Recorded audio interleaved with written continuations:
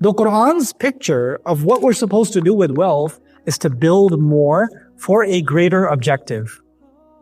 For the benefit of humanity, for the bringing about of justice, for the bringing about of the end of corruption, the end of being looted and robbed and killed without purpose. Inna ya'juja wa ma'juja mufsiduna fil ardi.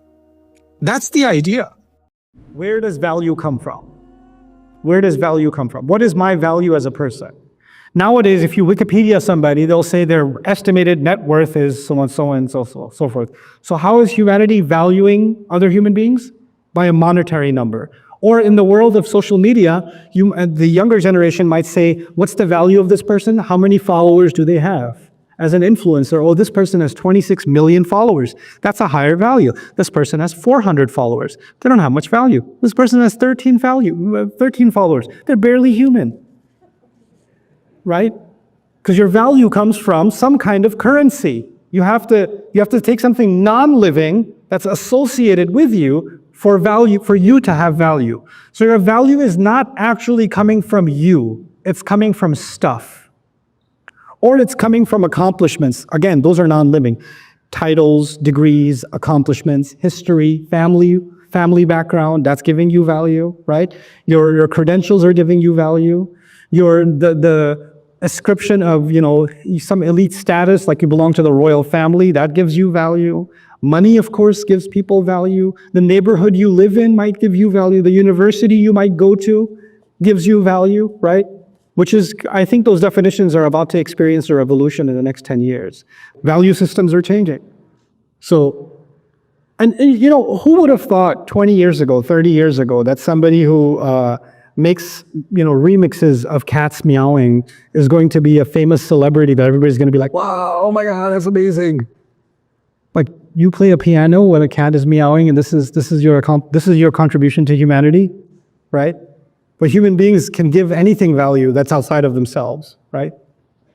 However, the Diagnostic Statistical Manual of Mental Disorders barely addresses money. This is interesting in a capitalist society. We haven't actually studied money disorder much, except in cases of financial deprivation. So we study when somebody loses money and then go depressed and become suicidal and all that stuff. There's more studies on that. It is not mentioned as a possible disorder. Nevertheless, recent research hints at the possibility of a psychology of money, or even a psychopathology of money, with money accumulation potentially meeting the criteria of a behavioral addiction. This can become an addiction. Now, having read all of this to you, I want to just share with you also from the Islamic tradition and also biblical tradition. What's been said about money? Like Rasul Sallallahu Alaihi Wasallam says in the Tirmidhi, "Inna likulli ummatin fitna." Every ummah, every nation will have a fitna. وَإِنَّ فِتْنَةَ أُمَّتِي الْمَالِ. And the fitna of my ummah is money. It's wealth. Woe to those who join house to house, who add field to field until there is no more room, and you are made to dwell alone in the midst of the land. Isaiah. Meaning people who become conglomerates and keep acquiring, right? He who loves money will not be satisfied with money, nor he who loves wealth with his income. This also is vanity. This is Ecclesiastes. And then Jesus specifically says you cannot worship both God and money, which is similar to what the Qur'an is saying, and even in a hadith of the Prophet ﷺ, "Ta'isa abdud dinar wa abdud dirham," right? The servant of the dinar and the servant of dirham, may they be destroyed. Now, having said all of that, the concluding discussion I want to have with you on this subject is as follows. Is the Qur'an then against building wealth, saving money, gathering wealth? Actually, the Qur'an is against having a small world, where gathering and collecting and hoarding is a goal in and of itself. But when you're gathering money for a purpose, when you're collecting for a purpose, that is actually very much in line with Islam. You have the story of Dhul Qarnayn. Allah says, فَأَتْبَعَ سَبَبًا. Allah gave him all kinds of resources, and he used those resources to pursue more resources. أَتْبَعَ سَبَبًا. Why is he pursuing more resources? What's he going to do with these resources? Why is he expanding his empire? Why is he going to places where people don't even speak a language yet, or full-on language yet? Why is he going to uncharted territory where there's mud? Ayn Hami'a. Why is he going to muddy marshland? Right? Like what Orlando used to be before Disney moved there. How would anybody go there? Like to hang out with the gators? Like, What are you going there for? Why is he going east and west and all over he's expanding his empire, is he not? And Allah is saying wherever he went, he acquired more resources and he used those resources to build more resources and then more resources and then more resources. But that wasn't his goal. What was his goal? Wherever he goes, he makes sure corruption is put to an end. He makes sure people are not going to get away with doing crime. أَمَّا مَنْ ظَلَمَ فَسَوْفَ نُعَذِّبُهُ. Or if he doesn't have the resources to fight the enemy, at least he will develop the resources to stop the enemy. So he'll build a wall. And if he realizes he's someplace where he can do no good, that's also possible, right? Sometimes you just can't help a situation. You know what? كَذَلِكَ وَقَدْ أَحَطْنَا بِمَا لَدَيْهِ خُبْرًا. I can't help the situation. He let them be. But he's constantly building. The Qur'an's picture of what we're supposed to do with wealth is to build more for a greater objective.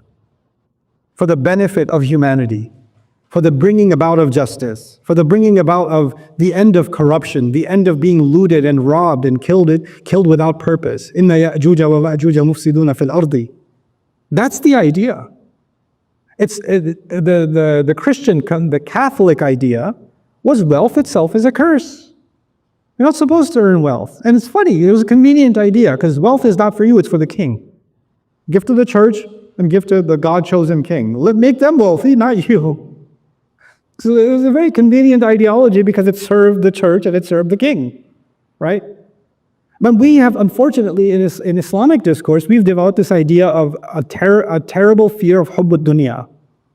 Right? Because if we find in the Qur'an, this dunya's worth, وَمَا الْحَيَاةُ الدُّنْيَا إِلَّا لَهْوٌ وَلَعِبٌ, right? Or you find a hadith where it's not worth the wing of a mosquito, right? Or even one Fajr Salah is better than the whole world and everything in it. And when you read all of this literature, what thought starts building in your head? This world is nothing, this world is nothing, this world is nothing. And that becomes a this world is nothing disorder. Because on the other extreme is this world is everything disorder. And on the other extreme is what? This world is nothing. These are both disorders. If this world is nothing, why are you going around the Kaaba wearing the clothes that mimic your presence before Allah on Judgment Day or at the moment of your death? Why are you saying رَبَّنَا آتِنَا فِي الدُّنْيَا حَسَنَةً وَفِي الْآخِرَةِ حَسَنَةً? Why in the world are you going to Hajj, which is supposed to be the most spiritual experience of your life, and your Rabb is telling you, لَيْسَ عَلَيْكُمْ جُنَاحٌ أَن تَبْتَغُوا فَضْلًا مِّن رَبِّكُمْ. There's no harm if you pursue some business opportunities when you go to Hajj. Why would that be the case? Because Allah wants us to make the most of this world for a higher purpose. Why is it that Allah says about the people of the book that came before us, لَوْ أَنَّهُمْ أَقَامُوا التَّوْرَاةَ وَالْإِنْجِيلَ لَأَكَلُوا مِنْ فَوْقِهِمْ وَمِنْ تَحْتِ أَرْجُلِهِمْ. Had they established Torah and Injil, they would have eaten from above and from below. From below there. In other words, rain would have been abundant, produce would have been abundant, the earth would have revealed its gold, its plutonium, its uranium, its natural resources, its lithium, its technologies. The earth would have given them copper and iron and steel and ore, and all of its vegetation. They would have become resource rich if they established the book of Allah. Allah didn't say there, if they established the book of Allah, they established Torah and Injil, Allah would have given them Jannah because this world is just for you to suffer. He didn't say that. That's not our deen. That's not our deen at all. Well, we've developed this sick idea, and because of this sick idea, you get Muslim kids, Muslim youth that say, I just want to serve Deen, I don't want anything to do with dunya. Stupid. Where did you get this idea from? No, because I don't want dunya, I just want Deen. Okay. Hold on a second. When Allah subhanahu wa ta'ala said, أَعِدُّ لَكُمْ مَسْتَطَعْتُم مِّن قُوَّةٍ, gather whatever power you can. Get whatever power you can, gather it. Right? Or مَرِّبَاتِ الْخَيْرِ. Just contemplate مَرِّبَاتِ الْخَيْرِ. I talked about it in a few khutbahs before.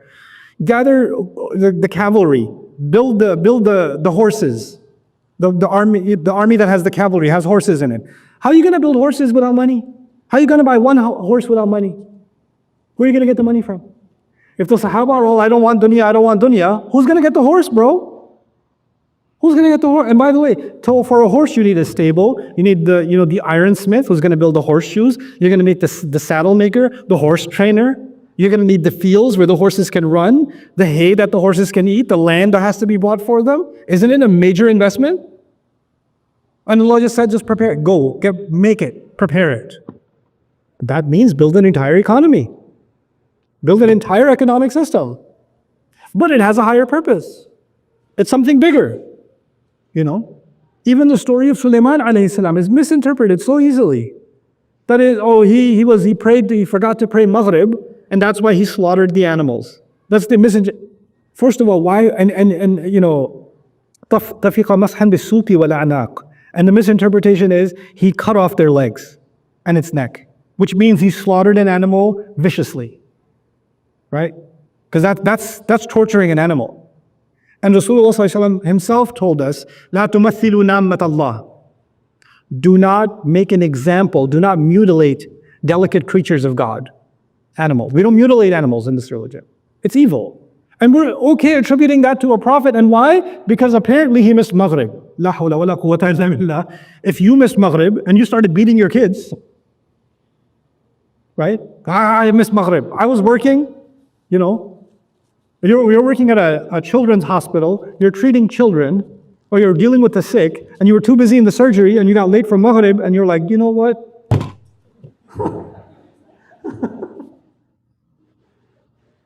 Are you serious right now? No, حتى توارت بالحجاب. The tawarat is not tawarat al-shams. It doesn't have to be tawarat al-shams in that story. It could be he was training the horses and he made the horses run, and they ran as far as they could until he couldn't see them anymore.